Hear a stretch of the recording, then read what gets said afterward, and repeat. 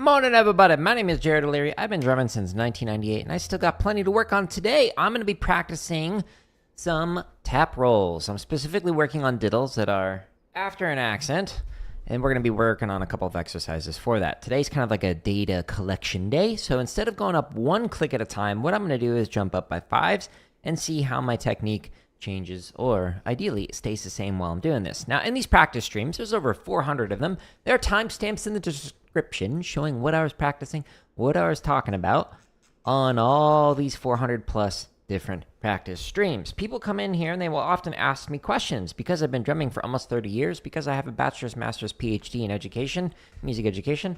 People ask me questions about not only how to perform, but also how to teach. I will often edit those answers and put them into this playlist that has over 14 hours of drumming tips, over 100 videos, and the title is the first thing that I talk about. And if it says "and other drumming tips" or "and other teaching tips," that means the timestamps in the description shows multiple different topics. And again, there's over 14 hours of tips in here, which you can find on my home tab of YouTube, where you can also find over 2,000 play-alongs. Today, I'm going to be working on some technique stuff and some grid variations. So we've got chop exercises. We'll chop out with one of those at the end. I'm going to work on a grid variation to warm up. There's over 1,000 of those. Limb independence, I was practicing yesterday. I'll be back on that tomorrow.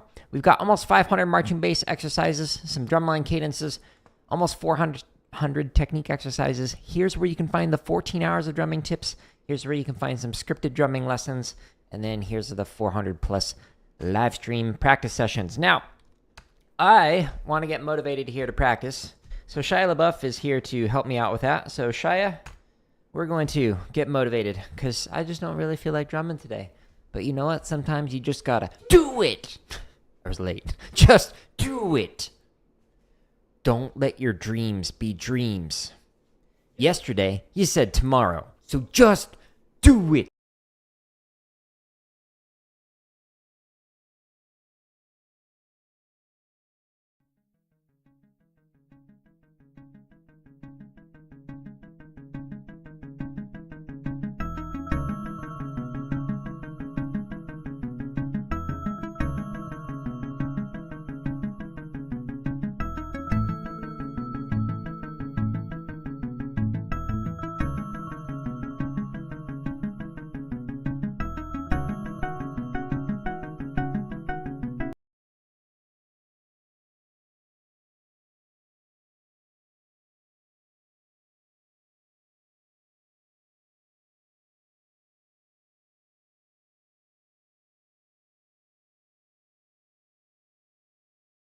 Phone. Yeah, look at that. Are they both working? It's funny how it Streamlabs audio crashed the moment I was getting motivated by Shia LaBeouf. This froze the frame at a interesting moment. All right, we'll skip the motivation from Shia LaBeouf. Apparently Streamlabs is allergic to Shia LaBeouf today, so we're not going to do that. All right, so I'm going to warm up with a grid variation that specifically works on diddles on taps. So this, by the way, is the link that's here if you're on the vertical, jaredoleary.com/drum. It's the first link in all of the thousands of free play-alongs on my YouTube channel. So if you scroll down under grid, there's section for diddles for either the triplet or the 16th notes. I'm just going to go ahead and go into here, and I'm going to scroll down a little bit, and I'm going to look for the one that says diddle on taps. And there's a couple variations in here, but I'm going to do this one. And in all of these thousands of play-alongs, there's timestamps in the description to jump to a specific BPM, going up one click at a time. So you can start as slow as 40 and go all the way up to 200 on this one. I'm going to just warm up at a nice, I think, comfortable, let's just actually do 120. Maybe more people can play along, drum along while I do this. So it's your normal triplet grid variation, just putting diddles on all of the taps. And there's no sound. Cool. Why not? I thought maybe Streamlabs audio crashed again. Apparently it was just muted. Here we go.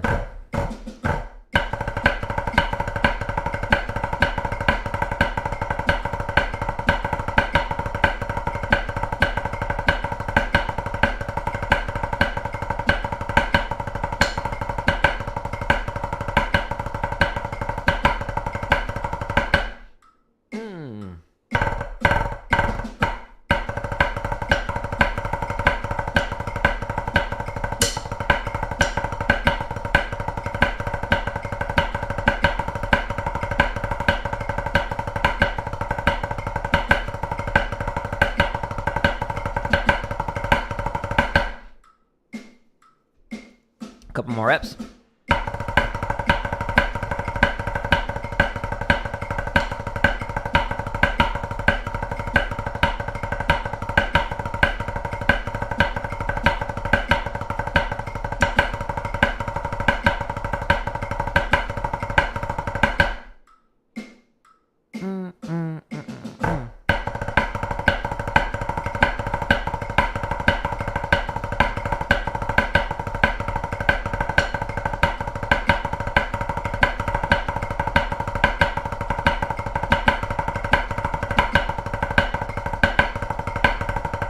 All right, last rep.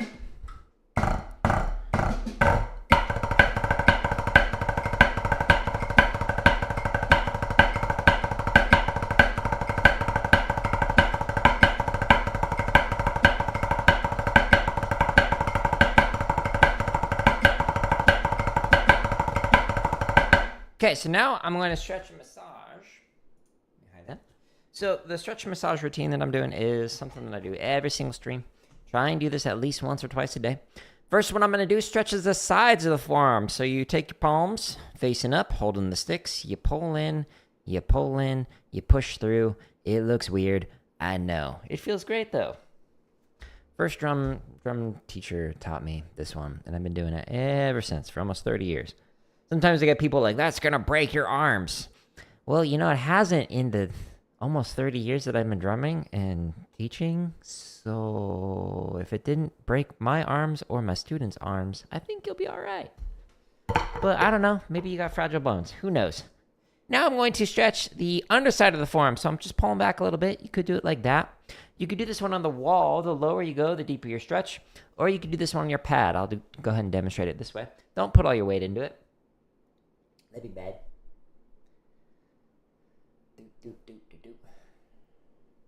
Oh, actually, let me check something. So the audio crashed. It may have reset the gain level, so I want to make sure that it's not, like, blasting your eardrums. Okay,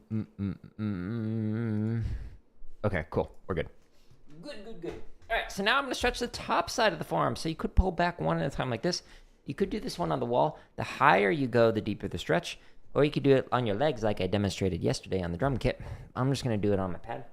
Again, don't put all your weight into it. Enjoy the soothing thoughts of my brain. I can't speak today. It's an ASMR experience of neural firings. Cool. Now I'm going to stretch my fingers. So I'm going thumb to thumb. You could do it one at a time, but this goes twice as fast doing it this way. So just kind of stretching the thumb on the thumb. Again, you don't need to do this hard or anything. Just enough to get a nice, gentle stretch. Ooh. Ooh-wee.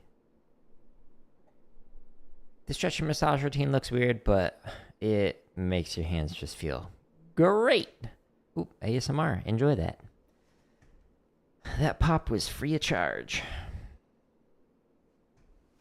Do we get a BOGO? No. How about now? A little one. Better than nothing, I guess. All right, cool. Now I'm going to massage the thumb going up here, and the fingers are underneath. Sick Calvin and Hobbes tattoo. Yeah, I like it. So it's a good reminder for me to play in the rain. So when it starts to rain, to turn that umbrella upside down and play in it. I've had many experiences in life where I've needed that daily reminder. So I was like, I really like this little cartoon. Let's put it on the arm. In fact, I actually just saw the tattoo artist who did it a couple days ago. My wife got another tattoo. He's a great artist. This fact that this tattoo is like over 8 years old and like the line work like still looks really good. He did a great job. John LaRue, Golden Rule Tattoo in Phoenix.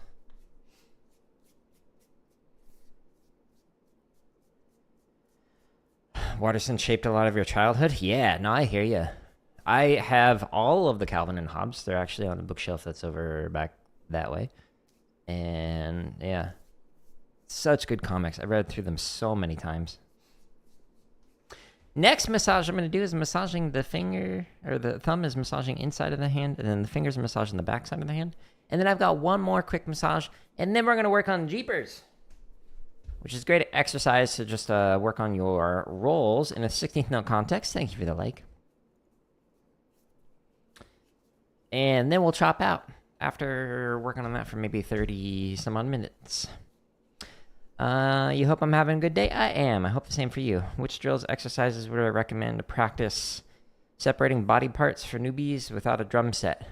Massaging basic tip. So the videos that are that I was working on yesterday, the limb independent stuff. So they're in all of those playlists. The second video on there shows you how to develop limb independence, and you can work on any one of those like exercises with like just your hands, with just your limbs, etc. So I'll show you here in a second. Let me just finish this massage routine really quick, and then yeah, I got a lot of exercises for that. In fact, 100 plus. I think there's like 150 that you can do.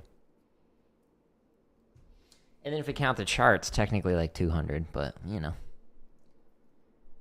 Okay, now that we finished the stretch and massage routine, so I'm going to go back to my home tab of YouTube.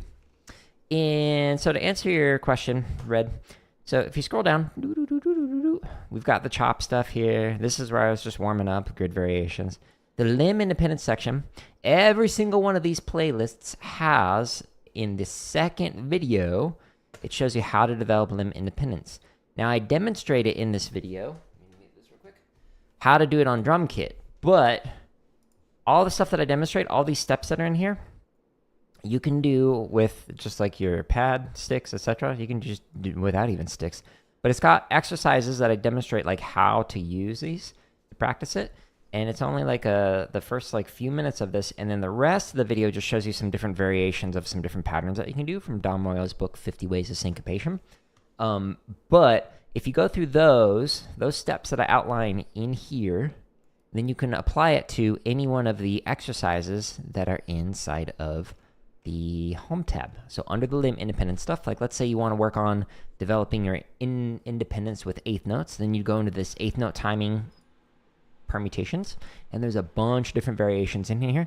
So you just pull up one of them and go, okay, I want to work on regular eighth notes. We'll just go ahead and do variation 4, just kind of pick one randomly, and then you play along to it while doing whatever ostinato pattern you want. For example, quarter notes, eighth notes, or you could like 1 and a 2 and a 3 and a 4 and a 1, 2, 3, 4 and 1, 2, 3, 4 and 2, 3, etc. Just like reading through this while doing an ostinato pattern, and you don't need a drum kit to work on that.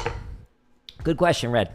Okay, now I'm going to work on jeepers. So jeepers is a 16th note roll exercise. So if you scroll down, all the way to technique. You have to click on the header here to show you all of the technique exercises, because there's almost 400 of them here for free. The very last one, 16th note diddle variations. Scroll down through here, and we're going into jeepers. This one starts at 20 beats a minute and goes as fast as 160.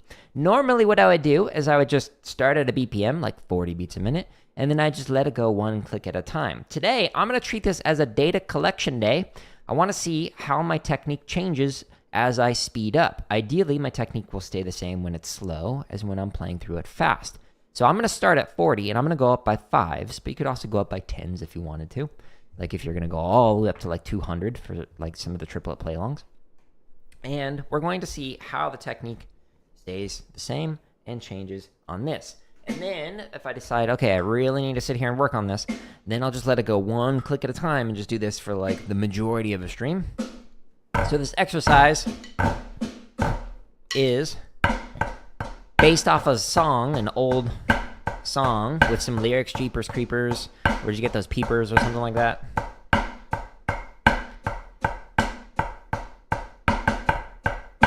That's where the accents come from.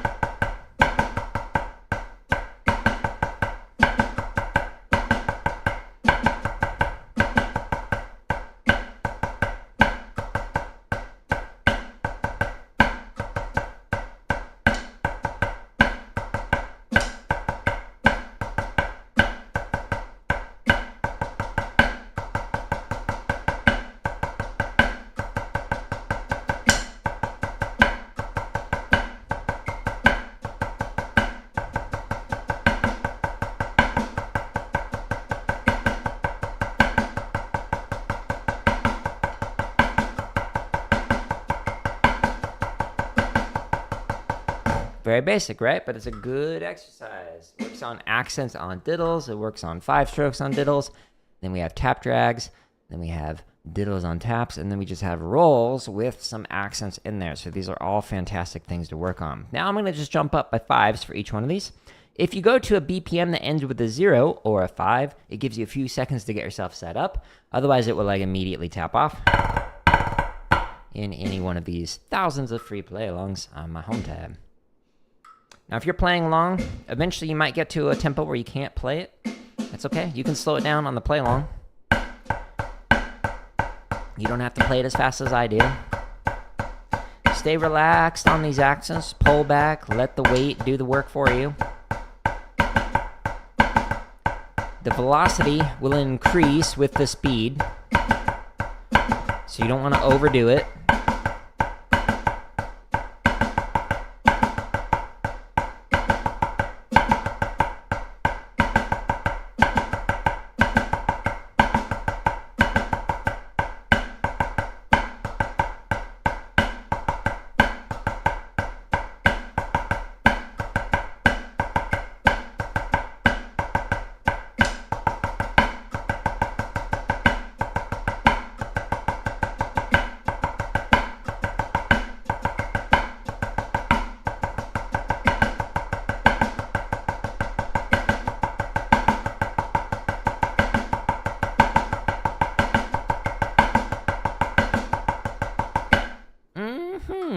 Let's go by 5 again.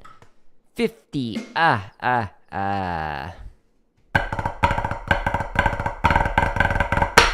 left hand feels a little off today. I don't know what the deal is with it. Just one of those days.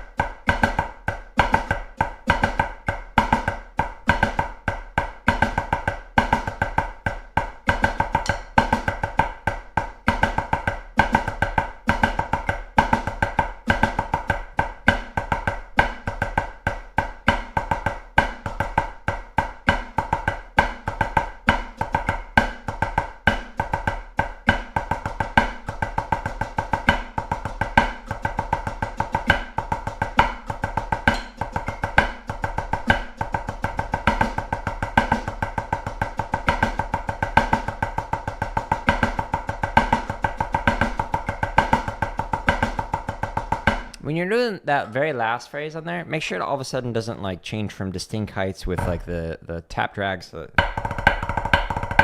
like all of a sudden playing like a tenor drummer. Don't do that, okay?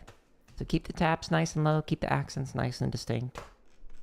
Pull back, throw in shade. Thank you for the like.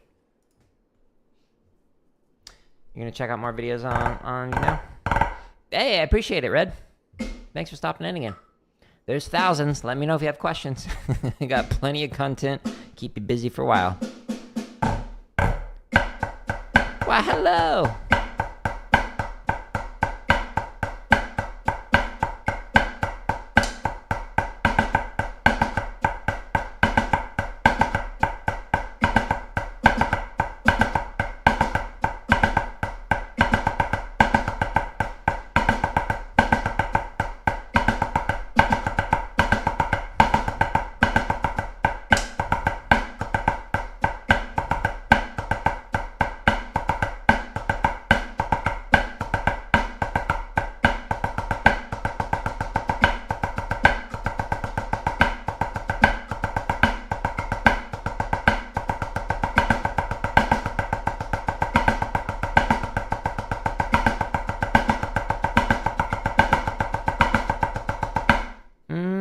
I overemphasized the release. I'm so sorry. I understand if you want to unsubscribe. What a noob. Again, when you're working on this on your own, go up 1 click at a time. Unless you're doing data collection, go up 5 or 10 clicks. This is not the normal way to practice. Don't jump. You'll have gaps in your technique. Early.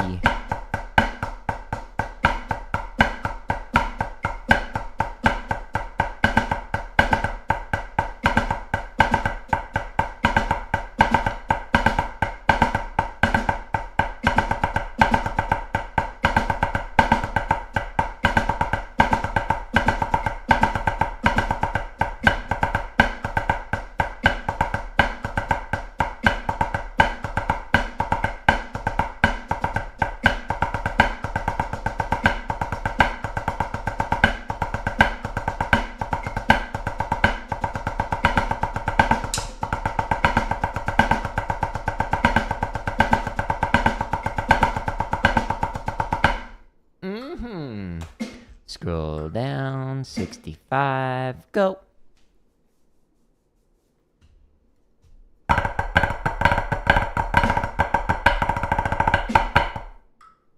Sorry, I shouldn't peck on the tap off.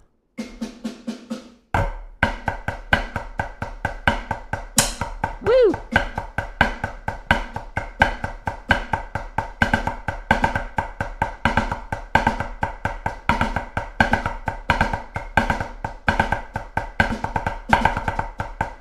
Start playing the wrong part.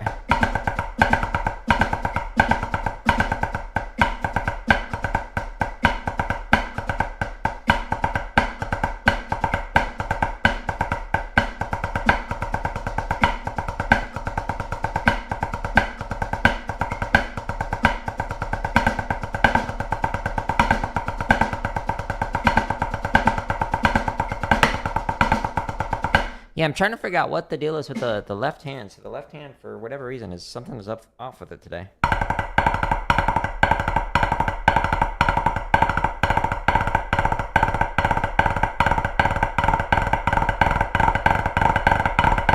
I'm not sure like what the source of the tension's from.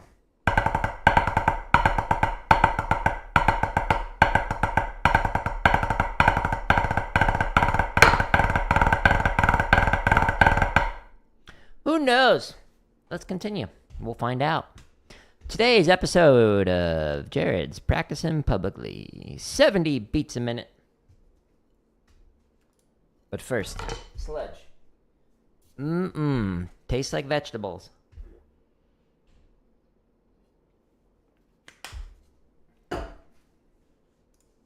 Here we go.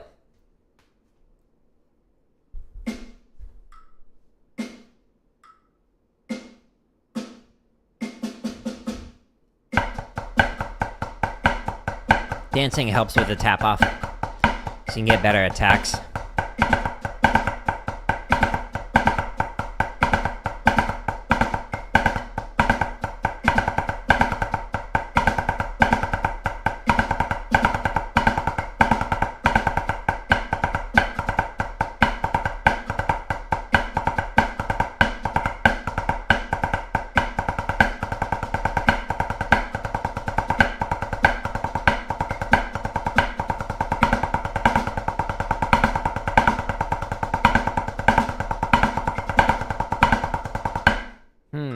Yeah, so there's like a slight difference in my thumb, the contact point on each one of the sticks.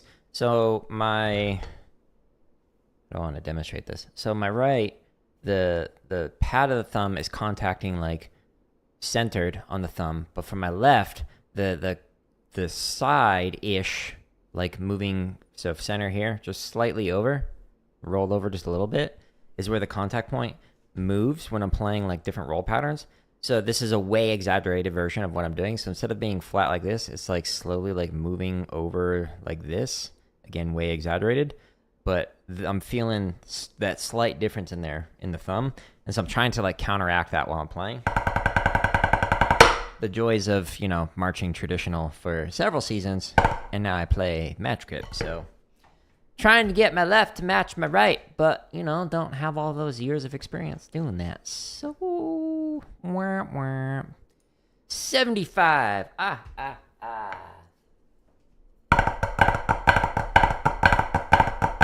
there it is, doing it again. It's going up and to the left. Ew, early.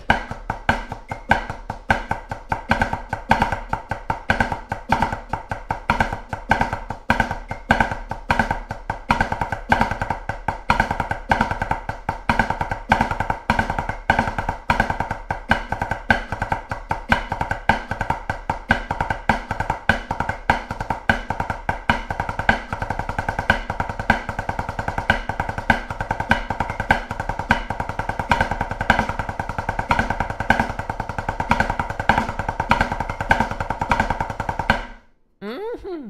80. Ooh. Should be able to like clap on, clap off. Hey YouTube, play it at 95 beats a minute. There.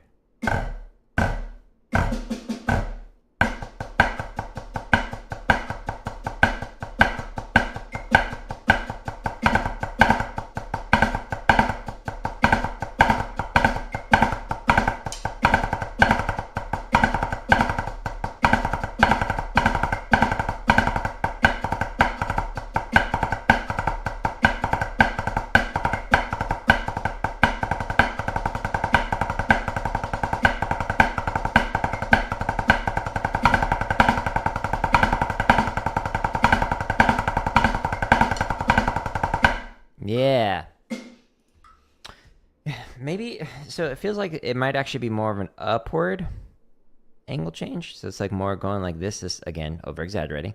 My technique's thankfully not doing that. But it's like, it's slowly shifting up like that rather than like left. So it's going like slightly up and to the left, but more up than left. Let's continue to refine that. Let's see what happens to my technique as we continue to speed this up.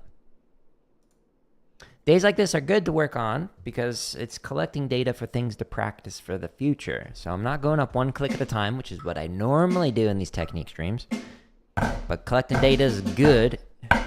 It informs what you practice when you're practicing. Focus your efforts.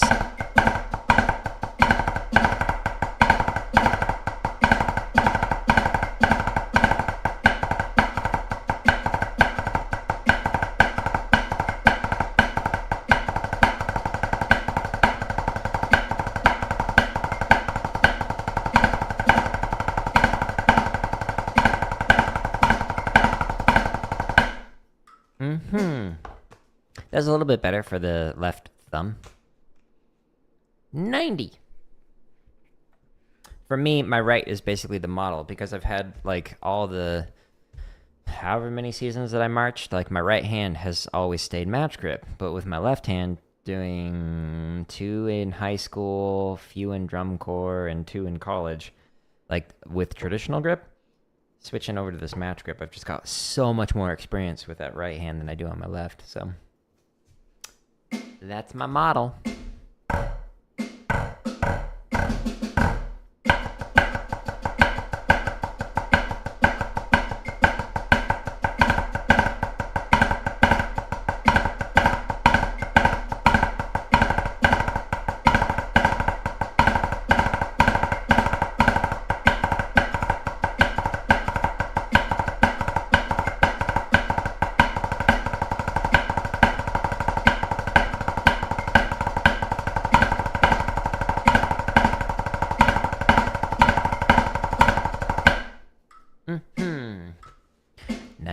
Here we go. We're almost at triple digits. Wow, faster than anyone's ever played a roll, ever. When I used to teach, I'd make jokes like that I think were like super obvious. But whoosh over so many heads. It made me laugh.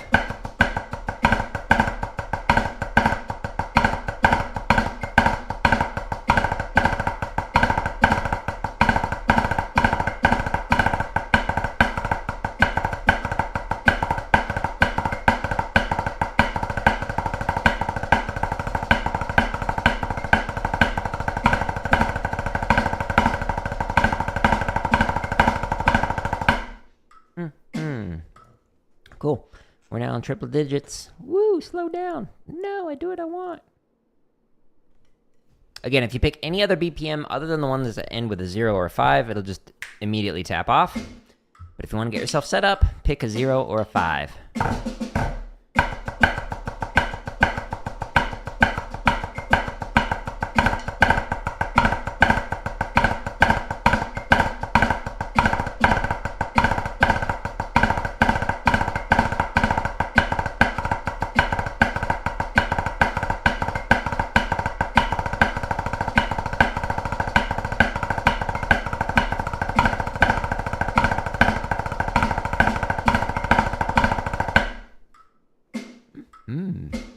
Okay, 105. Actually, I'll just go to 106 just to show you. So, see what I mean?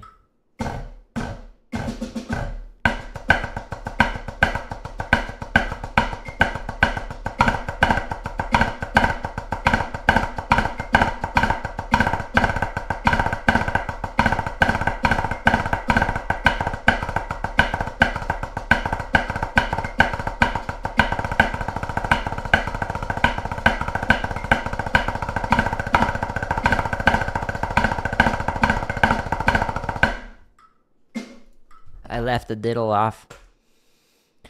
I'm gonna retire now. I made a mistake. I'm so sorry. Here's my response video. I left the diddle off on the left hand. It was a tap drag. I'm so sorry. I won't let it happen again. I have failed you.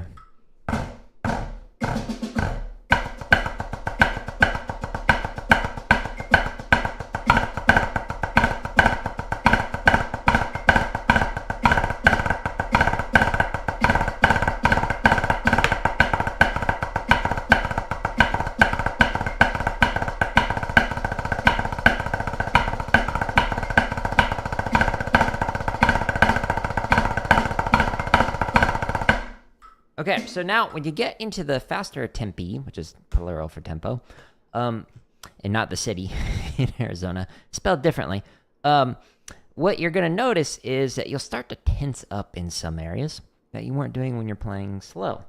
And so those areas where you tense up, make note of that, like literally jot it down. And so then the next time when you're not doing a data collection day, where you're actually just sitting here working up one click at a time, really focus on relaxing those areas of tension. So for example, it's likely going to be that my left thumb is going to get like compared to my right thumb, which is going to be nice and relaxed. So if that's the case, then that means when I slow this back down to like 40 and I'm working on this, I'm going to really focus on relaxing that left thumb so it has the contact without the pressure on the stick. Okay? Hopefully that makes sense. If not, I failed you. I'm sorry.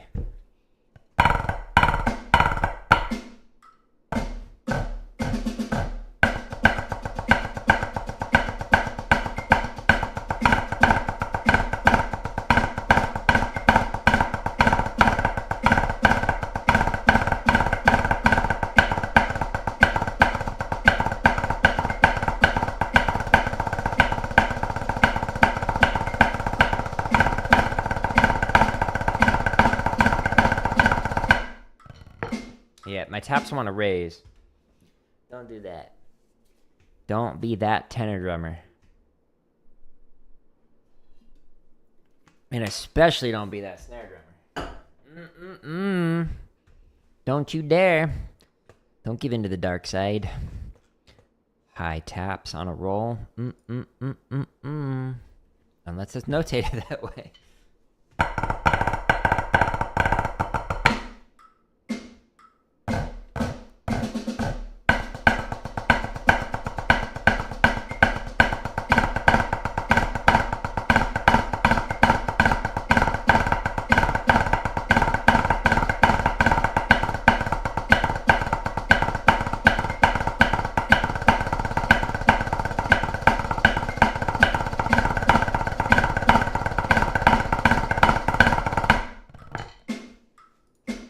Good. 125. Here we go. So I if you're like on my home tab at YouTube, there's like a podcast tab. If you go to that, there's I did over like 200 episodes on podcasts for computer science educators. And on April Fool's Day, I would do just like a joke podcast. One of them was like in binary entirely. So just like 001010010. Like the whole episode was like 40 minutes of binary. But one of them one year, I unpacked a fake publication because I would do these episodes where I'd take scholarship in like various fields, mostly computer science, but also outside of it, and applied it into it. And I'd like talk about how it related to computer science education and like how to like teach that. And for this fake paper that I unpacked, I talked about this programming language called C++, which is like very syntax heavy. It's very complicated, mechanically speaking. There's a lot of little nuances that you have to write, or your code doesn't work. It just breaks. Like, forgot the semicolon. Cool. None of it works. All this being said, I, as a joke, basically the paper was like, you can take a college-level computer science class and teach it to kindergartners if you use a falsetto voice, which is the really high voice like this. So, like, did a whole fake episode of it, basically talking about how just, like, speak in a high voice and then children will understand college-level computer science. And I actually had some computer science educators reach out to me like, that was a really interesting study. It's fake. You're new and you're trying to learn how to paradiddle. Sorry. My monitor's too far away from me. Left hand as the double seems way easier than my right. You just got to do it more. So one of my first drum teachers talked about this, where when you're practicing, let's say it's a paradiddle, or let's simplify it even more. So just double strokes, just right, left, left. You'll be practicing this all day, every single day, and you're like not able to get it much faster this. And then one day, your brain just kind of like, and goes, and you can play it faster. And then eventually you get to a point where you can like play it way faster because you got to refine the technique. When you're playing something like a paradiddle, it's usually not really a mechanical issue that's preventing your hands from speeding up. It's a brain issue where you are processing it in a way that is slowing you down. So you might be thinking right, left, right, left, right, left, right, left, right, left, right, left, right, left, right, left, right, left, right, left, right, left. And then your brain might be like, I can't do this. How do I right, left, right, left, right? And it just like stops. What you're going to start to do is just like with reading, where you are when you start off, you're going to read like every single letter. So for example, on here, Q-U-I-C-K-B-R-E-A-T-H-E-R. Like that takes forever. But if I read it as a chunk, it'd say quick breather to let you know there are many more resources on my channel and website. And you start thinking of the words, then you're able to process things faster and understand it. So it's the same thing with a rudiment. So in like a shopping spree or something, let me show you this. We'll come back to Jeepers in a moment. Scroll down. So inside of the chop exercises, like in the shopping spree, right here, you might look at like one of these and go, wow, this is crazy. Like Blue Devil's 99 spree. So when playing through this one, you might be looking at this, okay, right, left, right, left, right, left, right, left, right. And you're just like sitting there and having to focus on every single one of these and go, okay, it's right, left, right, left, right, left, right, left, right. Wait, what is going on? What am I supposed to do? But if you start thinking of the group of rudiments or stickings or rhythms or whatever, and you put this together and go, oh, this is what's called a float flam drag. And you do it off the right and then off the left. And then you do an invert. And then cool, flam accents. I know how to do flam accents. 1, 2, 3, 4, as opposed to right, left, right, etc. And then this makes it so that you can like learn this stuff much faster. Like if you're looking at this weird rhythm right here where it's got the... You're like, what on earth is that? It's just a book report into a slurred puttada, and then you just do it off the left. So what you're likely having an issue with is the processing thing where you are thinking too much of right, left, right, left, right, left, right, left, right, left. What you want to train your brain to do is to think of the group, and one of the ways that you can do that is think right, left, right, left, right, left, right, left. So I'm thinking of the group. Right, left, right, left, right, left, right, left, right, left, right, left, right, left, right, left, right, left, right. Okay, so I'm thinking of now just the right hand, and I'm thinking of a 2-chunk grouping while doing this. So it's probably not a mechanical thing. Like you can probably play like a roll okay, but as soon as you start like, what's going on? You just got to think of it differently. And think of the group of the phrase that you're working on rather than the individual notes when doing that. And that just takes time. So there's exercises that can help you with that by breaking down like what are your hands doing, etc. So if you're on my home tab of the tube of you and you scroll all the way down to the technique section, what I'd recommend is taking a look at the Rudiment Builders playlist. This has several different 37 videos, so more than several. It's got a lot of different videos to like break down different rudiments and to like work on them and think of them in different ways. And so for paradiddle, it's one of the first ones up here. It's called Paradiddle Zoom Zoom, which my wife named, and I think it's hilarious. This exercise, it looks fancy, but just play it slow. All it's doing is playing, okay, so right, left. Guess what? That's what your hands were doing a moment ago while playing a paradiddle. And then you have this da-da-da-da-da-da-da-da-da. So you're...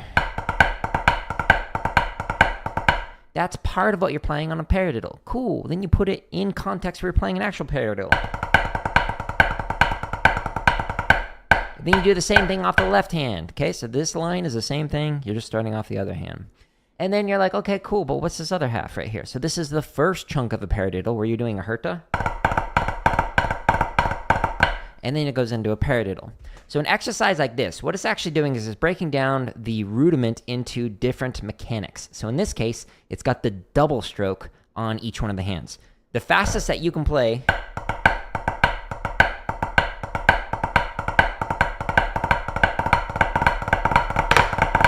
that rhythm right there is the fastest that you can play a paradiddle. Why? Because that is right, right, right, left, left, left. All you're doing is leaving off one note.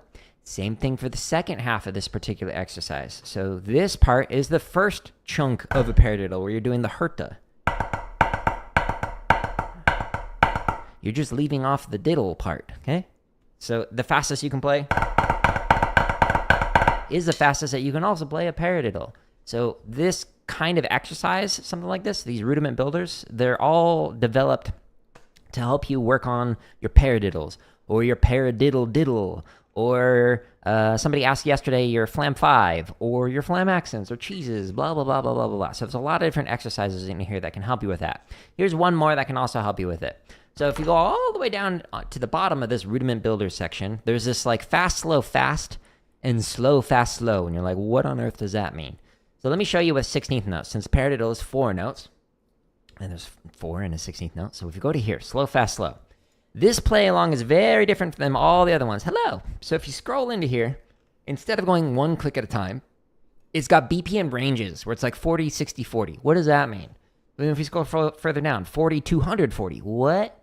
Let's say the fastest you can play a paradiddle is maybe 120 or something. So when you click on this one, from 40 to 120 to 40, what it's going to do is it's going to play 16th notes starting at 40 and then go up one click at a time every single 4 counts. So let's just kind of zoom through this real quick. So it's going to count you off, and then it starts to slowly speed up, go faster and faster and faster and faster. And all it's doing is just 16th notes. So you'd sit here and play your paradiddle, and you do it again, think right, left, left while working on this, and it goes faster and faster up to your maximum tempo, which we selected 120. It holds it here for 4 measures, so you play paradiddle, paradiddle, paradiddle at your maximum speed, and then what it does after that is it slows it back down one click at a time until it gets to 40 beats a minute. This type of tool allows you to refine a rudiment, a phrase, a measure, whatever, when working on this. So I'd recommend working on the paradiddle zoom zoom, this exercise that's on here. And then if you scroll down in this rudiment builders playlist, slow, fast, slow, where it starts at 40, goes to a fast speed, and then slows it back down. Or the opposite of that, where you start fast, go slow, and then go back to fast with the different subdivisions. So you can do this with 8th note, swung 8th note, triplets, 16th note, swung 16th note, or quarter notes, etc. You been learning a lot? Or you been having a lot of trouble with it? Well, hey, I'm here to help you. Been drumming for a very long time. Been teaching for a very long time. So if you want more technique exercises, scroll down.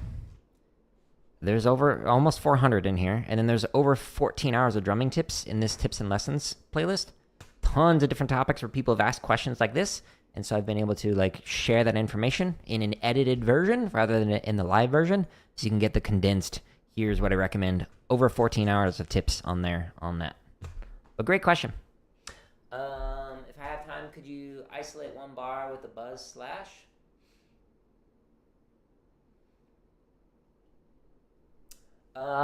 Roy, what do you mean? The buzz? So the buzz, the little Z on it. Hey, thank you for the sub. So a buzz when you're doing it, like if we're playing like triplets, triple it, triple it, triple it, triple it. Hey, no, I appreciate that. Yeah, there's literally thousands of videos that can help your drumming. So leave a comment or come by on future streams and ask questions. But the drumming tips playlist literally has 14 hours of tips in there. So yeah, Roy. So some of the stuff that you'll see, like if you're doing triplet, triple it, triple, and if it's got a Z on like the accents, then you're going. So you're just getting a bunch of notes in there, or you might do like a press stroke. But when it's got a slash, so just a single slash through that, what that means is a shorthand for twice as fast. And in a drumming instance, that means you're going to do what's known as a diddle or a double stroke. So you go right, right, left, right, left. So you're just doing 2 on a hand. So like for paradiddles, some people write it out as 2 16th notes and then an 8th note with a slash on it. And that basically is the exact same thing as paradiddle, paradiddle, paradiddle, paradiddle, paradiddle, paradiddle. You got a specific technique question. You play tenors in the drumline.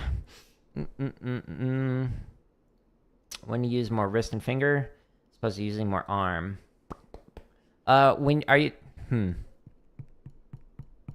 had a question, but I kind of answered it myself. So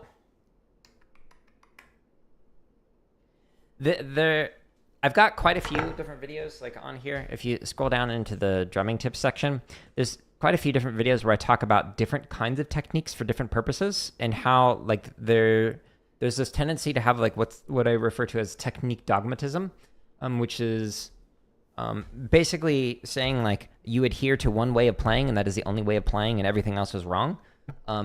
There's a music education scholar called Rogalski who talks about like the problems of doing stuff like that, whether it's with technique or pedagogy, which is like the ways that you teach, the philosophies of teaching, essentially.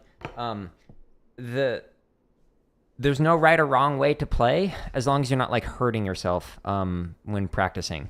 So the way that I play on here is very different than the way that I'll play on drum kit if I want to get a different type of sound. So when it comes to rudimental drumming, having been like center snare and like caption head and stuff for drum lines, the way that I taught was a consistent technique across everything that we're playing. So I'm not going to be like, hey, when you're playing singles, use a bunch of finger and don't move your wrist. And then, hey, when you play accents, use a bunch of wrists and don't use any finger, etc.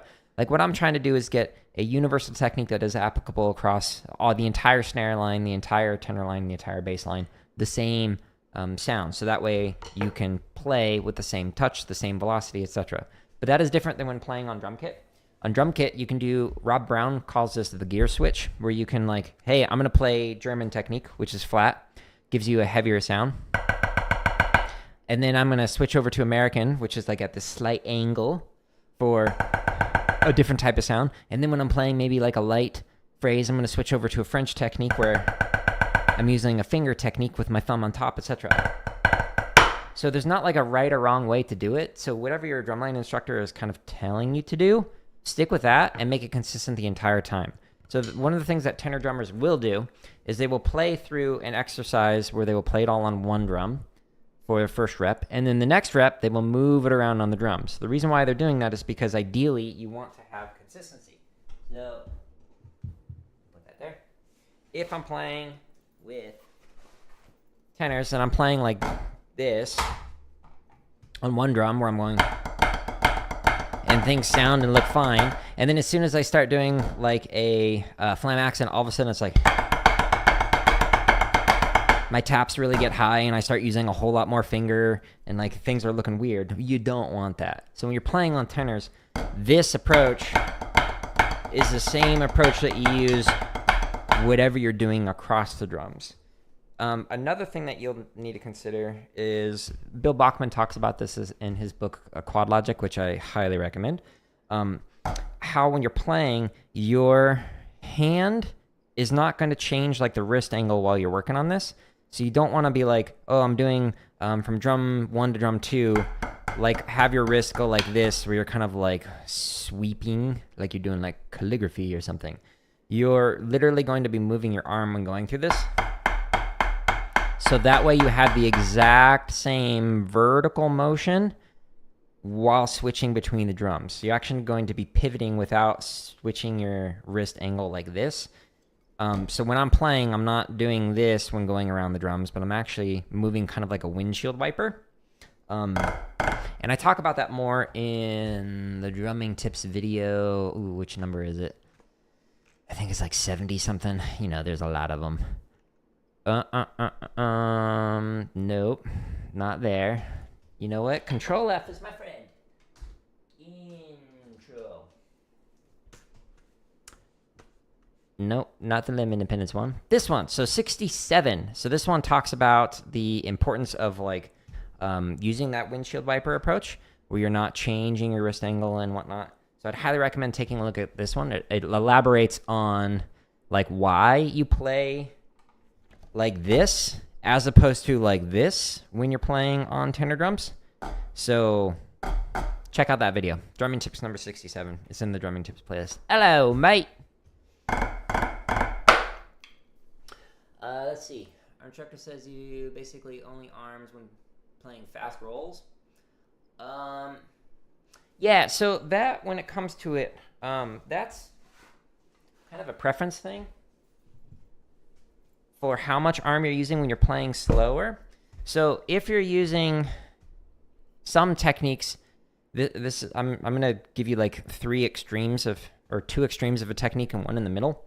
So some techniques, what they'll recommend is you only use like a finger approach. So you're like tenor drummers in particular, they'll have the thumb on top. This makes it so you have a shorter, a smaller surface area when doing crossovers, as opposed to when you have a flat wrist. Suddenly you have much more area of contact that you can hit when doing a crossover. So if you go to French grip, see how much less space there is from a top down where you're not going to hit like this, okay, compared to that. So for some people, when they're playing French grip in particular, they'll use entirely finger motion. And so everything they're doing is derived from opening and closing the fingers. On the opposite end of the spectrum, from 100% fingers, is people who, like myself, will use like a modified molar technique where you'll have this like whipping motion on some of the accents when playing. That gives you a fuller sound, but it can also slow you down compared to playing like a finger technique.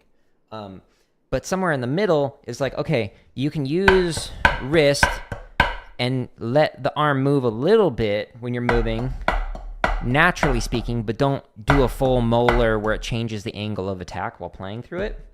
So there's not necessarily a right or wrong. It's just they all have trade-offs. They all have what an academic might call like affordances and constraints, where like the finger approach will allow you to do some things better than using a molar approach, but the molar approach will allow you to do other things better than using a finger approach. So whatever your drumline instructor is saying to do, what they're talking about with the roll is like really fast, like when doing that, you can't stroke each one of those, so you're using a controlled rebound. And as you provide more pressure in the fulcrum point or points, depending on what kind of fulcrum you're using when playing this, it prevents your wrist from being able to bounce up and down, to move up and down. So as soon as you squeeze your fingers, you can't physically bend your wrist at the speed that you need to be able to play those fast rolls. So when playing a fast roll, it's got what's called a pump, where you are going to move the arm up and down in order to get that controlled rebound without being able to let your wrist move up and down like this. So yes, you will use the pump when playing a fast roll, whether it's twos or threes or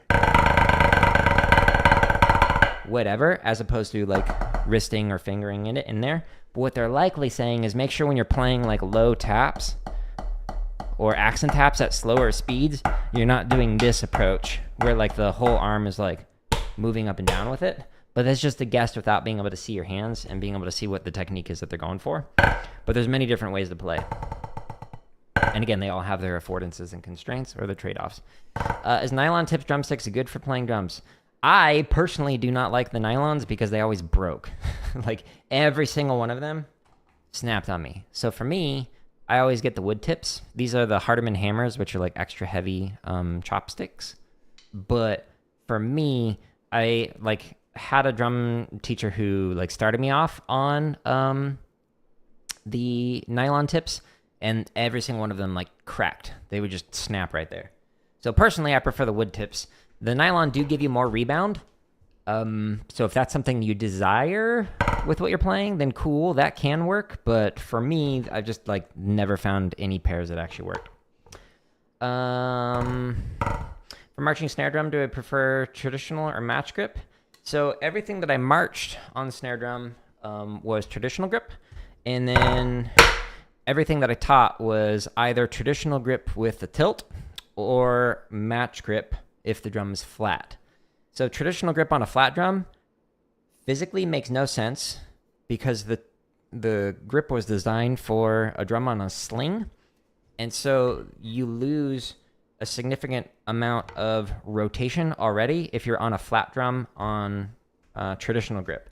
So if I'm here versus here with a tilt, the amount of like extra motion you can get will allow you to have much weightier or heavier sounding left hands if you're on a tilt.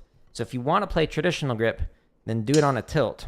But if you're going to play on a snare drum and you want to play something outside of snare drum beyond that, like concert percussion or even like drum kit, what I recommend is match grip. It's more applicable. So as a percussionist, not just a snare drummer, I prefer match grip, and which is why I exclusively like on these streams play match grip now.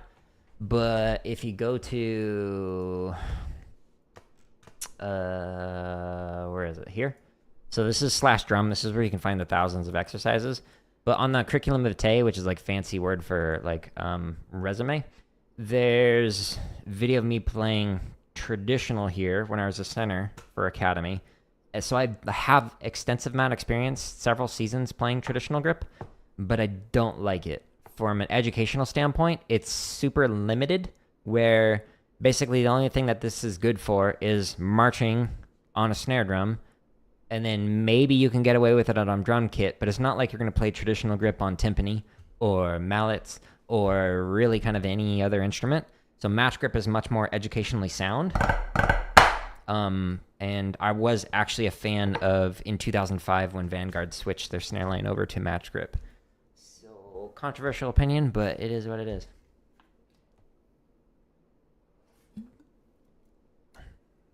Your teacher said the nylon tips can come off. Yeah, so they'll either break or they'll just like pop out. It depends on how they're manufactured. Hello.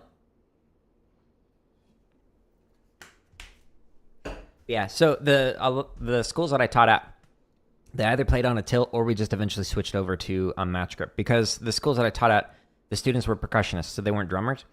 So like I had all of college paid for, at least my first of 3 degrees, because of playing like match grip and percussion instruments and whatnot. So marimba.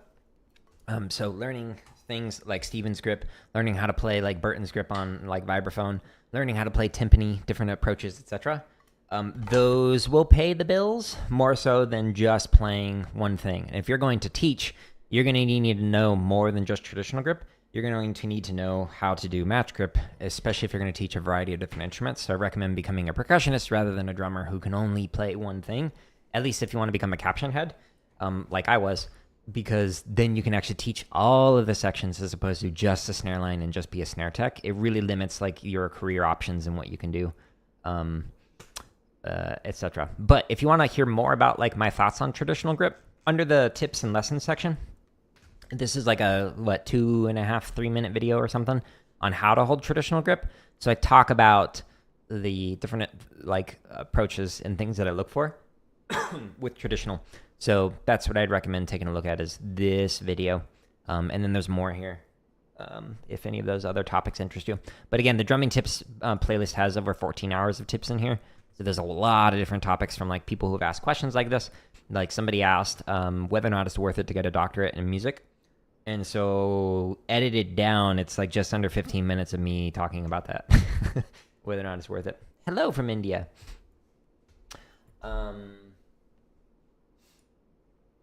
Yeah. So Roy, the slashes are there to save space. Basically, it just makes it much easier to see what's going on here. So if we go back to the 16th note diddle exercise that I was just like working through, before I like started answering some really good questions. So thank you for the questions. Underneath Jeepers here, this right here is just a shortcut for, instead of writing out 30-second notes, 2 of them, and then 2 16th notes, 30-second notes, etc. This is just a shorthand way of saying, hey, play 2 on the right hand.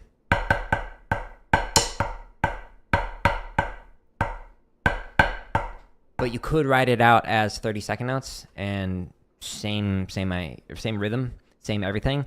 It's just an easier way to show, oh, this is what you're playing here. It shows the phrase better than like going without the slash, if that makes sense. And then the buzzes, like some of the exercises and stuff have buzzes in there. They're either like a long note that goes all the way until the release on the next hand, or it's a short note like a crush or a press stroke where you will choke off the sound.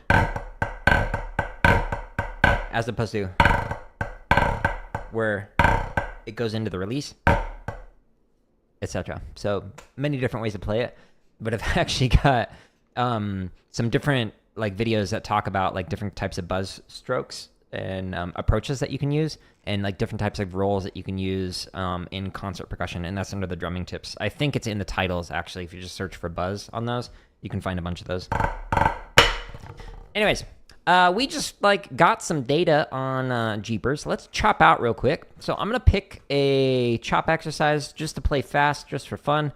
So like the majority of your practicing, I almost said streams. Maybe you practice on your streams as well. The majority of your time should be spent like working on stuff that you're trying to improve. So in this instance, I was working through a roll exercise called Jeepers.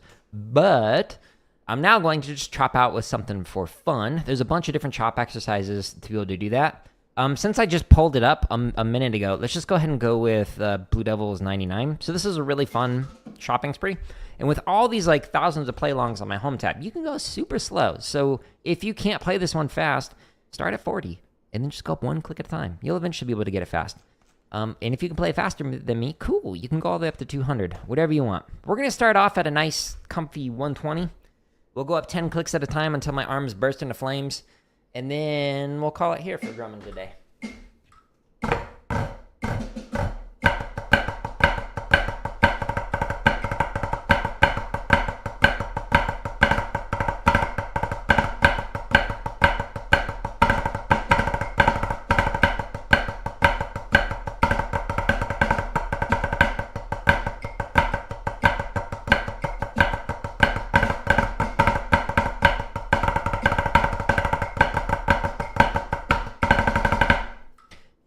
Screwed up the left-hand paradiddle diddle. I'm so sorry.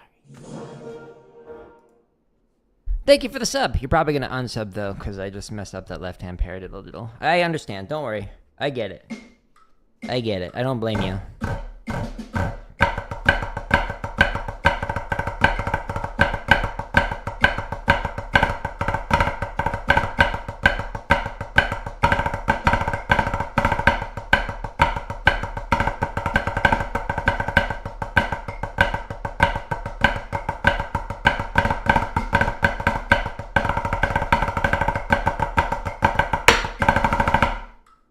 Yeah, my left hand feels weird today. It's one of those days. All right, now we're going to play it at 7. Just kidding. Actually, on April 1st for next year, Susie, the play-along, which we've got a play-along for, but I'm going to release one that's at 1 BPM. Stay tuned.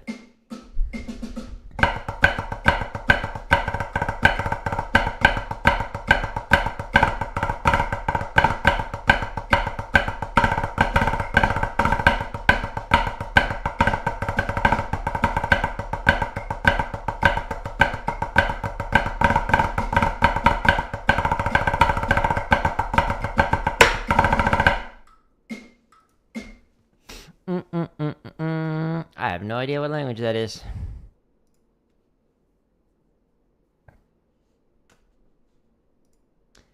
So I'm just gonna delete it. I speak English and chotto nihongo, demo mada jozo dewa arimasen. So don't write much kanji in there because I won't really even know that. But we're working on it. 140. Cool. Let's go to 150. Because I can't moderate stuff that's in different languages, I just delete it or I just ban the user. So, FYI.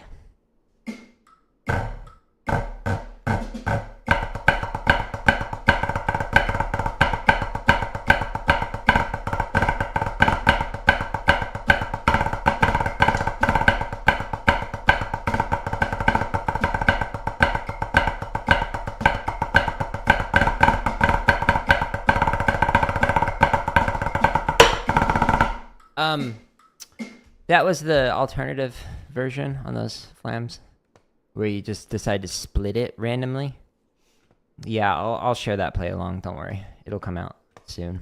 It definitely wasn't a mistake. Nope, never made one. Gamer, yes, I'm a gamer. Are you a gamer?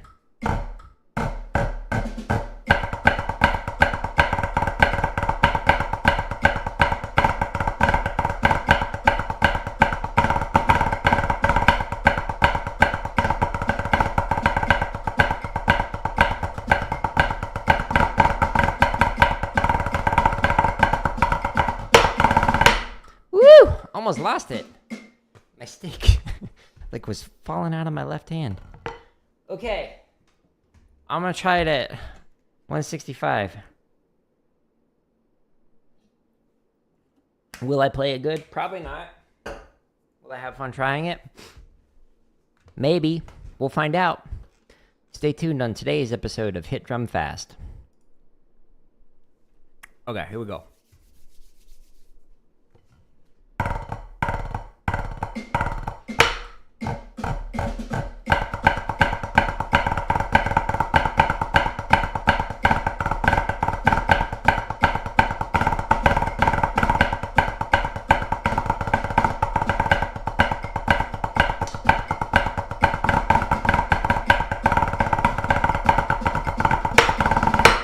Oh.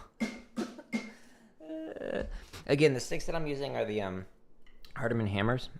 So these sticks are like extra heavy sticks. I measured them one day on stream. They're 44% heavier than like the double taped regular rudiments. So these. And they're great for working on your chops. Can't speak. If you want to find any of the gear that I use, the second link, the one that takes you to /gear, that's on all these thousands of play-alongs. It has like, here are some of the books that I use on my streams. Here's some books that I've used for teaching or that I recommend.